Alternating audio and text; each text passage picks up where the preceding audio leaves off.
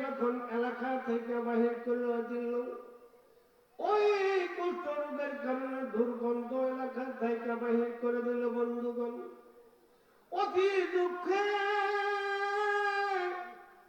দুঃখ বাইরে এত বড় বাসা গেছিল, সব কিছু বিসর্জন দিল শয়তান। ওই শয়তান আইয়ুব নবীর পাশে লাগলো। ওই আইয়ুব নবীকে যখন এলাকা থেকে বাহির করে দিল, বন্ধুগণ ও মা বোনেরা লক্ষ্য করে শুনেন, এত সুন্দর কাহিনী, এত স্বামী কি জিনিস একবার চিনে নেন রে বন্ধু। ও ভাইরা যখন এলাকা থেকে বাহির হয়ে গেল, কুষ্ঠরোগ খানা নাই, খানা নাই, খানা কোথায় পায়? বাড়ি বাড়ি যাইয়া বিবি রহিমা জিয়ের কাজ করে বন্ধু, জিয়ের কাজ করে। আর জিয়ের কাজ করার কারণে ও বন্ধু সারাদিন যা উদ্ধার করে বাড়িতে আনে, আইনা আইয়ুব নবীকে খানা দেয়। শয়তান দেখে না না আইয়ুব নবী ভালোভাবে চলতেছে, তার কোনো ডিস্টার্ব হয় না। ও বন্ধুগণ, ওই আইয়ুব নবীকে আল্লাহর কাছ থেকে সরবার জন্য শয়তান পিছে লাগছে। এইভাবে ওই শয়তান যায় বাড়িতে, যার বাড়িতে যাইয়া বিবি ওহিমার কাজ করে, জিয়ের কাজ করে, ওই বাড়িতে যাইয়া বলে না না একে কাজ দিও না, একে কাজ দিও না। কেননা সে আইয়ুব নবীর বিবি ওহিমা, তার স্বামী কুষ্ঠরোগ, কুষ্ঠরোগ। তোমার বাড়িতে সারাদিন কাজ করে, তখন রাত্রের বেলায় তার স্বামীর খেদমত করে। আর ওই কুষ্ঠরোগ নিয়ে তোমার বাড়িতে যদি কাজ করে রে, তোমাদের মধ্যে ওই কুষ্ঠরোগ সইয়া যাইবে। কিন্তু বিবি ওহিমাকে কাজে দিও না, কাজে দিও না। ও বন্ধু, এই কথা কর সাথে সাথে বন্ধু ওই বিবি ওহিমাকে কাজে কেউ নেয় না, কাজে কেউ নেয় না। কিন্তু কিভাবে সংসার চালায় একটা কুষ্ঠরোগী স্বামীকে নিয়ে? তখন রে বন্ধুগণ এইভাবে প্রতিটা দিন কিন্তু ওই বিবি ওহিমার পাশেও শয়তান লাগলো। আইয়ুবের সাথে না পাইয়া বিবি ওহিমার পাশেও শয়তান লাগলো রে। আর কিন্তু সহ্য হয় না, কার বাড়িতে জিয়ের কাজও নেয় না। আরেকদিন কলদার বাড়িতে যায়, বিবি ওহিমাকে কাজে নেয় না, কাজে নেয় না। আমার স্বামী অসুস্থ, কাজ না করলে খানা কইতে দিব রে। যার বাড়িতে যায়, যার বাড়িতে যায়, কেউ তো কাজে নেয় না। ও বন্ধু, আল্লাহ রাব্বুল আলামিন কাউকে উসার দিবেন না। এইভাবে কিন্তু আইয়ুব নবীর মতন পরীক্ষা নিবে, এইভাবে আইয়ুব নবীর মতন পরীক্ষা নিবে। শুধু তাই নয়, মরার পরেও কিন্তু পরীক্ষা নিবে। মরার পরে যখন কবরে যাইবা, গুরুস্থানে তোমাকে দাফন করব, তখনও কিন্তু তোমার পরীক্ষা আছে, আছে না? এই পরীক্ষা যদি না দিতে পারো রে, জাহান্নামের ঠিকানা হইবে। কিছু কথা বন্ধুগণ সম্মুখে পড়ছে, কিছু কবরের আলোচনা করব, সময় কম। কবরের আলোচনা করে পরে শেষ ফিনিশিং দিয়ে নামবো। ও বন্ধু, কবরের কথা একটু আপনাকে জানাই দেই, কাউকে মহান আল্লাহ রাব্বুল আলামিন ছাড় দিবে না। আর আল্লাহর ওলি হইলেও কবরে থাকবেন, কিরম সমস্যা কবরে থাকার শুনেন, একটু শুনেন। ও বন্ধু,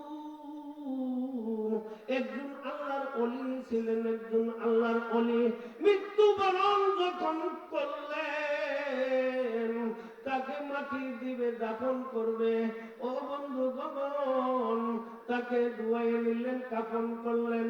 কাফন করার পর তাকে কবরে নিয়ে যখন দাফন করলেন, রে বন্ধু, কবরে নিয়ে যখন দাফন করলেন, সব লোক সকল কবর থেকে আস্তে আস্তে যখন চলে আসলো, ওই মধ্যে একা কবরে একা, বন্ধুগণ একা, ওই আল্লাহর ওলি মৃত্যুবরণ করে অন্ধকার কবরে শুয়ে হয়েছে।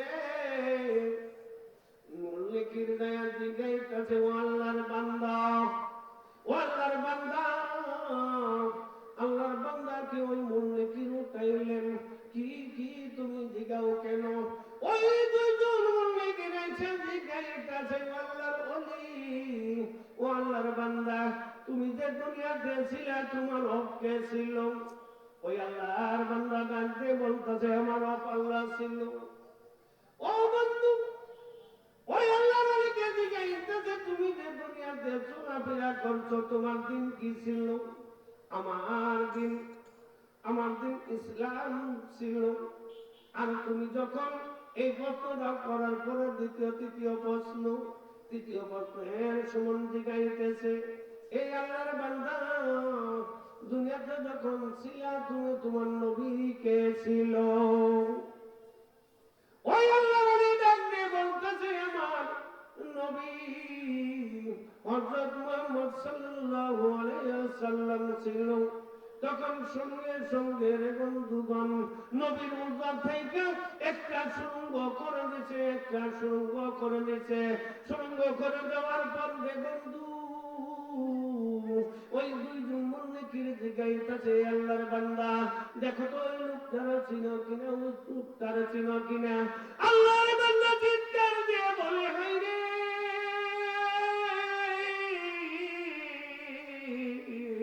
দুনিয়াতে থাকার পর নবীকে দেখার সৌভাগ্য হয় নাই, আজ অন্ধকার কবরে এসে আমার দয়ার নবী, মায়ার নবীকে দেখলাম।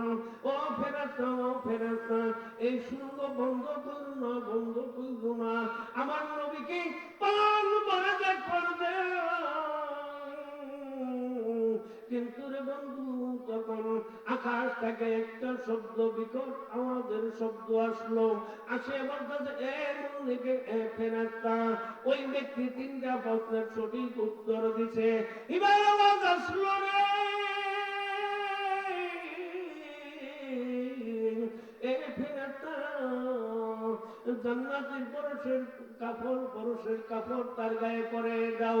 ওই আল্লাহর অনেকেই প্রশ্নের তিনটা প্রশ্নের উত্তর দেওয়ার কারণে জান্নাতের পরশের কাপড় তার গায়ে পরে দাও। জান্নাতি বিছানা, পরশের বিছানা তার কবরের মধ্যে বিছিয়ে দাও। আর জান্নাতের আলো হাওয়া বাতাস তার কবরের সঙ্গে সংযোগ করে দাও। তিনটা প্রশ্নের উত্তর দেওয়ার কারণে সব কিছু পাইল। ওই আল্লাহর ওলি ডাক দিয়ে বলতেছে, এ ফেরেশতাগণ, আমাকে জান্নাতের আলো হাওয়া বাতাস দিলা। তিনটা প্রশ্নের উত্তর সঠিক হওয়ার কারণে আমাকে জান্নাতের পোশাক পরাইলা, পরশের পোশাক, আর জান্নাতি বিছানা বিছিয়ে দিলা, জান্নাতি আলো হাওয়া বাতাস দিলা। কিন্তু এইগুলো যে আমারে দিলা, এবার আমাকে দুনিয়াতে পাঠাও। আমার আত্মীয় স্বজন, আহলি পরিবার, যত আমার সন্তান, আদি মা বাবা, বাচ্চা, আত্মীয় স্বজন, বন্ধু বান্ধব, সকলকে জানাইব। এইভাবে আমাকে আল্লাহ রাব্বুল আলামিন আল্লাহর ইবাদত করার কারণে খুশি হইয়া আমাকে বলিদান করছে। ওই আল্লাহর বান্দা ডাক দিয়ে বলতেছে, আল্লাহর বান্দা,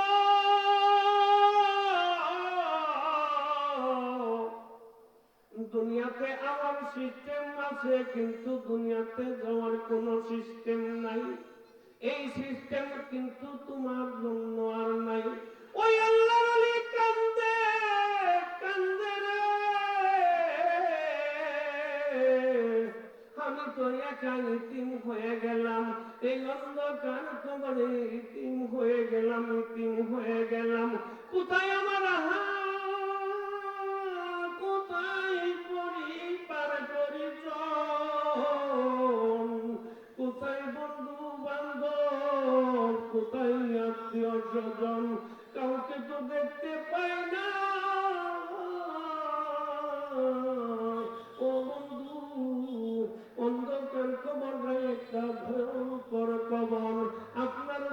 হবে, আমারও যাইতে হইবে, একজন আল্লাহর ওলিও যাইতে হইবে,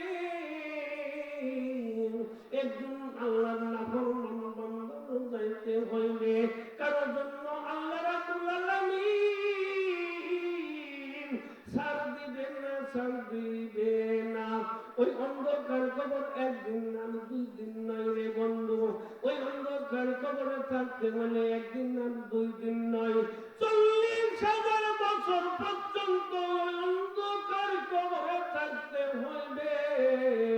ও বন্ধু, কারো জন্য ওই অন্ধকার কবর হবে সীমিত সময়ের জন্য, আর কারো জন্য হয়ে যাবে 40,000 বছর।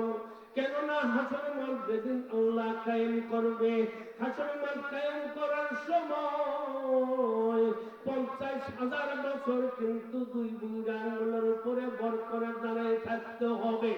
আর কিন্তু কিছু মানুষ আছে রে বন্ধুগণ, ফজরের নামাজ পড়তে 2 রাকাত নামাজ, ফরজ নামাজ পড়ার যেটুক সময়, তাদের জন্য এইটুক সময় হইবে ওই হাসরের মাঠ। ও বন্ধু, ও হয়তো আপনারা প্রশ্ন করতে পারেন কিভাবে সম্ভব, একজন মানুষ 50,000 বছর তারা দাঁড়িয়ে থাকবে 2 আঙ্গুলের উপরে, আর কিছু মানুষ 2 রাকাত নামাজ, ফজরের নামাজের সময় মতন হাসরের মাঠ শেষ হয়ে যাবে, এটা কিভাবে সম্ভব? আমাদের দয়ার নবী, মায়ার নবী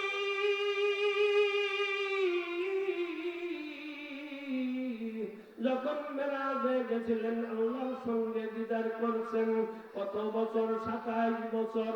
27 বছর পর্যন্ত আল্লাহর রাসূল আল্লাহর সঙ্গে সামনাসামনি বসে কথা বলছেন, সামনাসামনি বসে বসে কথা বলছেন। 27,000 বছর, 27 বছর পর্যন্ত কথা বলছে বন্ধুগণ।